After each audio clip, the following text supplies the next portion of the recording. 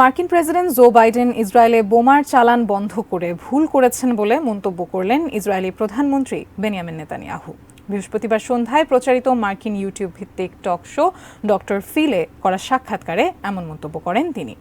Netanyahu বলেন তিনি বাইডেনকে 40 বছরেরও বেশি সময় ধরে চেনেন। বাইডেনের সঙ্গে মতপার্থক্য শিগগিরই কাটিয়ে উঠতে পারবেন বলে আশা প্রকাশ করেন তিনি। হামাসকে পরাজিত করা ছাড়া অন্য কোনো বিকল্প নেই জানিয়ে নেতানিয়াহু বলেন নিজেকে রক্ষায় যা করা দরকার ইসরায়েল তা করবে। এর আগে জো বাইডেনের হুমকির পাল্টা জবাবে নেতানিয়াহু বলেন কেউ পাশে না থাকলে প্রয়োজনে ইসরায়েল একাই লড়বে। বুধবার সিএনএনকে এক সাক্ষাৎকারে বাইডেন বলেন রাফায় অভিযান চালালে ইসরায়েলে অস্ত্র সরবরাহ বন্ধ করে দেওয়া হবে।